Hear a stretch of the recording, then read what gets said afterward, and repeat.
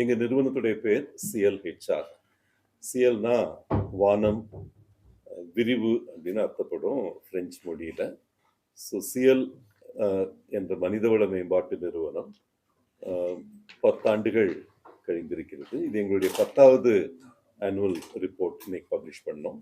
இந்த 10வது ஆண்டுல 39 விழுக்காடு வளர்ந்திருக்கிறோம். எங்களுடைய ரெவென்யூ வந்து சென்ற ப்ரெஸ் மீட்ல சொல்லியிருந்தேன் 1000 கோடி தாண்டி இருந்தோம். இந்த ஆண்டு அதாவது FY25ன்னு சொல்லுவாங்க, 2024-2025 இந்த ஆண்டுல நாங்க 1505 கோடிகள் எங்களுடைய டர்ன் ஓவர் உயர்ந்திருக்கிறது. சென்ற ஆண்டு 1085 கோடியா இருந்தது. இந்த வாட்டி 1505 கோடியாக உயர்ந்திருக்கிறது. கிட்டத்தட்ட 39 விழுக்காடு வளர்ச்சியை எய்திருக்கிறோம். எங்க துறையில வந்து இந்த ஆண்டு வளர்ச்சி கிட்டத்தட்ட 15 விழுக்காடு. இந்த துறையில 1,71,000 கோடி டர்ன் ஓவர் இருக்கக்கூடிய துறை இது, மனிதவள மேம்பாட்டு துறை. இதுல வந்து ஒரு 1505 கோடிய 10 ஆண்டுகள்ல சாதித்த முதல் நிறுவனம் நாங்க தான். மற்றவங்க எல்லாமே பல ஆண்டுகளா இருந்திருக்கிறாங்க. நாங்க ஒரு 10 ஆண்டுகள்ல இந்த சாதனையை செய்ய முடிந்திருக்கிறது. ப்ராஃபிட் ஆஃப்டர் டாக்ஸ் நிகர லாபம் சென்ற ஆண்டு 14.67 கோடி. அதுக்கு முந்தின ஆண்டை கம்பேர் பண்றப்ப 35 விழுக்காடு வளர்ந்திருக்கிறோம். இதுல வந்து எங்க பிசினஸ் 2 துறைகளாக பிரிக்கலாம். HR services, HR platforms. அதாவது தொழில்நுட்ப உதவியுடன் உருமாற்றப்பட்ட மனிதவள மேம்பாட்டு சேவைகளை HR பிளாட்ஃபார்ம்ஸ்னு சொல்லுவோம்.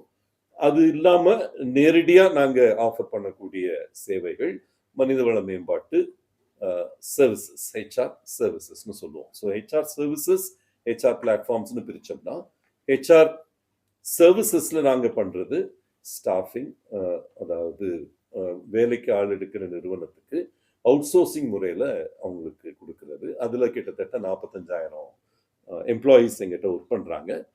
How many PIN codes they are operating in? 6,700. 6,700 பின்கோட்ல எங்க எம்ப்ளாயீஸ் இருக்கிறாங்க. இந்தியால பரந்துபட்டு இருக்கக்கூடிய ஒரு நிறுவனமாக நாங்க உருவெடுத்திருக்கிறோம். இது முதல் சர்வீஸ். 2வது சர்வீஸ் வந்து ரெக்ரூட்மெண்ட், அதாவது வேலைக்கு ஆள் எடுக்கிறது, பெர்மனண்டா எடுத்து கொடுக்கிறது. இதை வந்து சர்ச், செலெக்ஷன், RPOன்னு 3 பிரிவுகளாக இதை ஆஃபர் பண்றோம். RPO வந்து கொஞ்சம் தொழில்நுட்பம் உள்ளடங்கிய ஒரு சேவை. எக்ஸிகியூட்டிவ் சர்ச்ன்றது சீனியர் லெவல்ல, அதாவது CEOs, CHROs, GM, VP இந்த மாதிரி லெவல்ல ரெக்ரூட் பண்றது. செலெக்ஷன்றது மிடில் லெவல், ஜூனியர் லெவல்ல ரெக்ரூட் பண்றது. 3வது சேவை வந்து ப்ரொஃபஷனல் ஸ்டாஃபிங், ஐடிக்கு, இன்ஜினியரிங் கன்சல்டன்சிக்கு, ஹெல்த் கேருக்கு, இதுக்கு வந்து பண்ணி தரது ப்ரொஃபஷனல் ஸ்டாஃபிங். 4வது வந்து HR அட்வைசரி, 5வது வந்து HR மேனேஜ் சர்வீசஸ், 6வது திறன் வளர்த்தல்னு சொல்லக்கூடிய ஸ்கில்லிங். இந்த 6 சர்வீசஸும் சேர்ந்து HR சர்வீசஸ். இது வந்து கிட்டத்தட்ட 37 விழுக்காடு வளர்ந்திருக்கு. HR பிளாட்ஃபார்ம்ஸ்ன்றது நான் சொன்ன மாதிரி ஒரு மனிதன் கம்பெனியில சேர்ந்துட்டான், அந்த சேர்ந்ததுல இருந்து அவங்கள வளர்த்தெடுக்கிறது. ஸோ டெவலப்மெண்ட் பிளாட்ஃபார்ம்ஸ்னு சொல்லக்கூடியது. இந்த டெவலப்மெண்ட் பிளாட்ஃபார்ம்ஸ்ல 6 விதமான பிளாட்ஃபார்ம்ஸ் கிரியேட் பண்ணி ஒருத்தர் வந்து கம்பெனியில சேர்ந்தாச்சுன்னா அவர் ரிட்டையர் ஆகிற வரைக்கும் அவரை அசஸ் பண்றது, டெவலப் பண்றது, என்கேஜ் பண்றது, அவர் வந்து ஸ்கில்லிங் பண்றது, லேர்னிங் அட்மாஸ்பியர் கிரியேட் பண்ணி கொடுக்கறது, இது எல்லாமே அந்த பிளாட்ஃபார்ம்ல அடங்கும். ஸோ இந்த HR பிளாட்ஃபார்ம்ஸ் வந்து இப்போ கிட்டத்தட்ட 62 விழுக்காடு வளர்ந்துருக்கு. இந்த ஆண்டு வந்து 62% growth நாங்க எடுத்திருக்கிறோம். கிட்டத்தட்ட 51 கோடி எங்க ப்ராஃபிட்ஸ்ல இதுல இருந்து வந்திருக்கு. ஜிபின்னு கிராஸ் ப்ராஃபிட்ல இதுல இருந்து வந்திருக்கு. மற்றபடி வந்து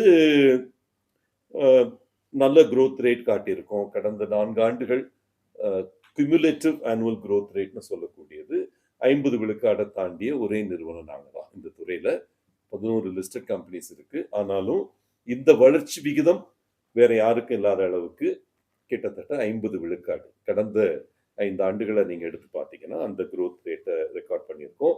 மற்றபடி வந்து அக்விசிஷன்ஸும் கொஞ்சம் பண்ணியிருக்கோம். 5 நிறுவனங்களை நாங்கள் கையகப்படுத்தி இருக்கிறோம் கடந்த 3 ஆண்டுகளில். ஜாம்பே அப்படின்ற நிறுவனம் அசஸ்மெண்ட்ல, அடுத்து RG ஸ்டாஃபிங்ன்ற நிறுவனம் ஐடி ஸ்டாஃபிங்ல, 3வது கோர்ஸ் பிளேன்ற நிறுவனம் லேர்னிங் எக்ஸ்பீரியன்ஸ் பிளாட்ஃபார்ம்ல, 4வது Thomas assessments and people metrics நிறுவனம், மறுபடியும் அசஸ்மெண்ட் டெவலப்மெண்ட்ல. 5வது வைப்ரண்ட் ஸ்கிரீன் நிறுவனம் நம்ம இது பேக்ரவுண்ட் வெரிஃபிகேஷன்ல பண்ணியிருக்கிறோம். இதெல்லாம் சேர்ந்து ஆர்கானிக்கா நாங்க வளர்ந்த வளர்ச்சியும் சேர்த்து இந்த சாதனை சாதிக்கப்பட்டிருக்கிறது. தமிழ்நாட்டிலே, இந்தியாவிலே தமிழ்நாட்டில் ஆரிஜின் ஆகி பப்ளிக் இஷ்யூ போகக்கூடிய அளவுக்கு திறன் படைத்த ஒரே நிறுவனம் நாங்கள் தான். தமிழ்நாட்டில் we are the largest. இன்னைக்கு தேதிக்கு வந்து we are the largest HR கம்பெனிங்க. அதை வந்து சாதிச்சிருக்கிறோம். இன்னும் இதே போல வளர்ச்சி விகிதத்தை அடுத்த 3 ஆண்டுகளிலும் செய்வோம் என்ற நம்பிக்கையுடன் நாங்கள் வந்து இன்னைக்கு பங்கு சந்தையை அணுகி இருக்கிறோம். செபின்ற அமைப்புக்கு நாங்கள் அப்ளிகேஷன் கொடுத்துருக்குறோம். அவங்க நாங்கள் ஃபைல் பண்ண டிஆர்ஹெச்பி அவங்க அப்ரூவ் பண்ணி February 14 கொடுத்துருக்குறாங்க. அதுக்கப்புறம் அடெண்டம்ஸ்னு சொல்லுவாங்க, அந்த அடெண்டம்ஸ் ஃபைல் பண்ணியிருக்கோம். 2 அடெண்டம்ஸ் ஃபைல் பண்ணியிருக்கோம். ஸோ இதெல்லாம் சேர்த்து இப்போ ரீசெண்டாக எல்லா பத்திரிகைகளையும் அட்வர்டைஸ் பண்ணோம். அதுக்கப்புறம் வந்து யூடிஆர்ஹெச்பின்னு ஒன்று ஃபைல் பண்ணணும், அதுக்கு ஒர்க் பண்ணிட்டு இருக்கோம். அதுக்கப்புறம் செபி அப்ரூவல் கொடுத்த உடனே ஸ்டாக் எக்ஸ்சேஞ்சஸில் ஃபைல் பண்ணணும். அதை ஃபைல் பண்ணிட்டு அதுக்கப்புறம் பங்கு சந்தைக்குள்ள வரும் மிகப்பெரிய வாய்ப்பு படைத்த ஒரே நிறுவனம் தமிழ்நாட்டிலேருந்து நாங்கள் தான். ஓகே, இதை மட்டும் இப்போ சொல்லிக்க விரும்புகிறேன்.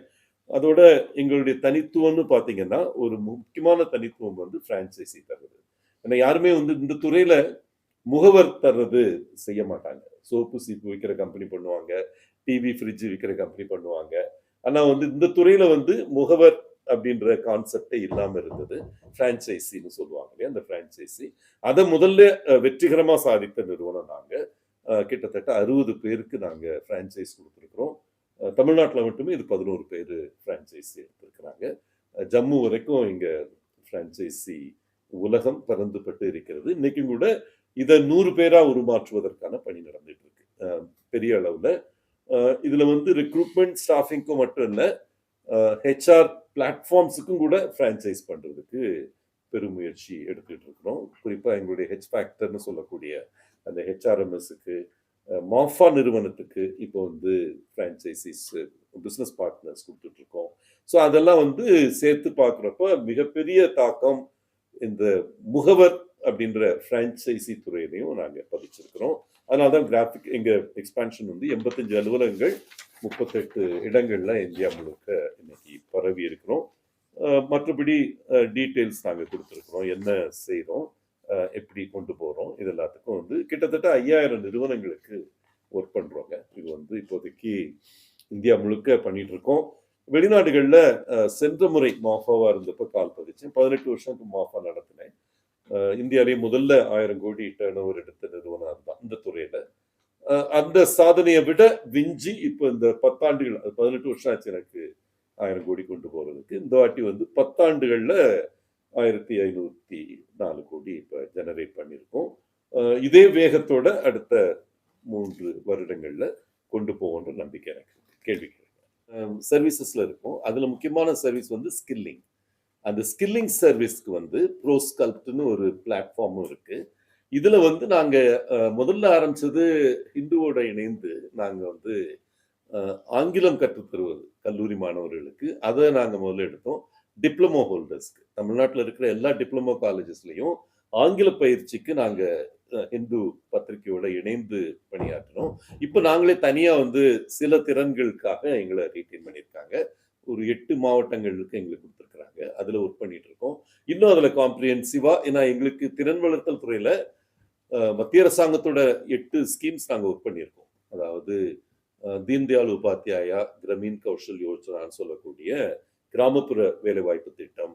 Watts other design stuff, ESDN electronic design துறையில் அந்த இதுலேயும் எங்களுக்கு அனுபவம் இருக்குது. ஒரு 6 ஸ்கில் கவுன்சிலோட ஒர்க் பண்ணுறோம். ஸ்கில் கவுன்சில்னா திறன் வளர்த்தல் கவுன்சில் கவர்மெண்ட்டில் ஒரு 30க்கு மேலே செட் பண்ணியிருக்காங்க. அதில் 6 நிறுவனங்களோட சென்ட்ரல் கவர்மெண்ட்டில் ஒர்க் பண்ணிட்டு இருக்கோம். இந்த எக்ஸ்பீரியன்ஸை வச்சு தான் இப்போ நான் முதல்வனில் எங்களுக்கு ஒரு முக்கியமான பங்கு வைத்து கொண்டிருக்கிறோம். நான் முதல்வன் போல மற்ற மாநிலங்களில், இது வந்து உலக வங்கியுடைய சப்போர்ட்டோட இருக்கக்கூடியது, இன்னொரு 7 மாநிலங்கள்லையும் அந்த ஸ்கீமுக்கு கீழே ஒவ்வொருத்தையும் ஒவ்வொரு பேர் இருக்குன்னு வச்சுக்கோங்களேன். அந்த இதில் எல்லாத்தையுமே நாங்கள் ஒர்க் பண்ணுறதுக்கு, ஏன்னா எங்களுக்கு நெட்வொர்க் வந்து அரவுண்ட் த கண்ட்ரி. 38 இடங்கள்ல 85 ஆஃபீஸோட ஒர்க் பண்ணிட்டு இருக்கோம். அதனால அங்கெல்லாம் வந்து எங்களுக்கு தனியா ரெஜிஸ்ட்ரேஷன் தேவையில்லை. அங்கெல்லாம் கூட இந்த ஸ்கீமுக்கு கீழே திறன் வளர்த்தல் பயிற்சிக்காக நாங்க ஒர்க் பண்றோம். சார், ஒரு பக்கம் அரசியல், ஒரு பக்கம் பிசினஸ். ரெண்டுத்தையும் சக்சஸ்ஃபுல்லா எப்படி முடிக்கிறீங்க? அதான் சீக்கிரம் என்ன இருக்கு? ஒண்ணுங்க, உங்களுக்கு தெரியும், இந்த 4 ஆண்டுகளாக என்னுடைய முழு அட்டென்ஷனும் வந்து நிறுவனத்துல இருக்கு. ஓகே, நிறுவனத்துல இந்த சிஎல்ஹெச்ஆர் நிறுவனத்தை வளர்த்தெடுக்கிறதுல, ஏன்னா இந்த நிறுவனத்துல 61 விழுக்காடு எங்க ஷேர் இருக்கு. நானும் லதாவும் ஷேர் வச்சிருக்கிறோம்.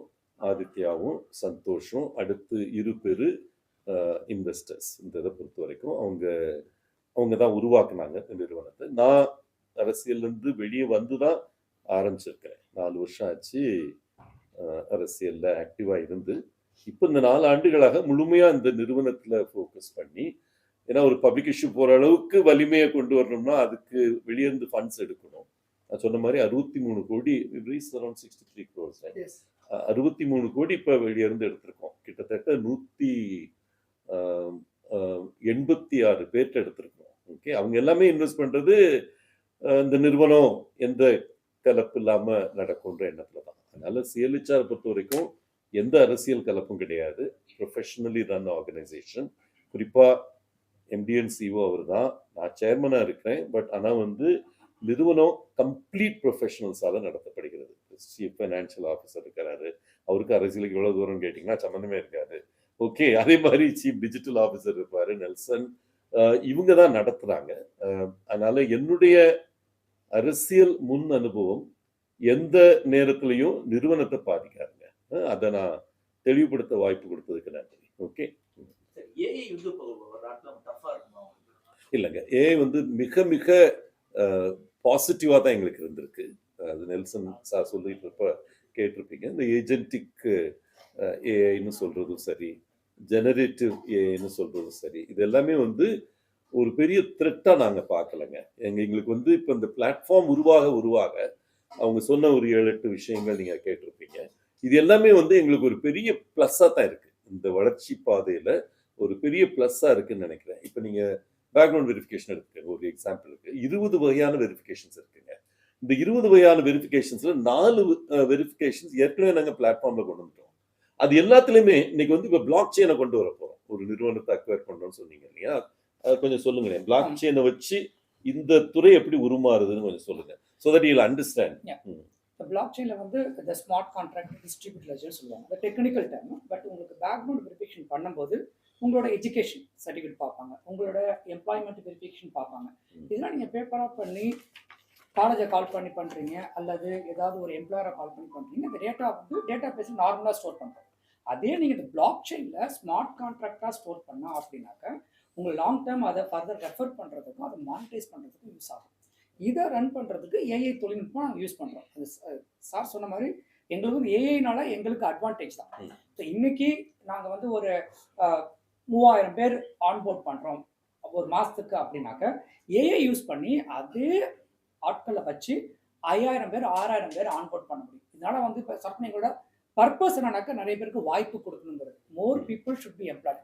அதுக்கு வந்து ஏஐ எங்களுக்கு வெரி வெல் யூஸ்ஃபுல். எங்களுக்கு த்ரெட்டே கிடையாது.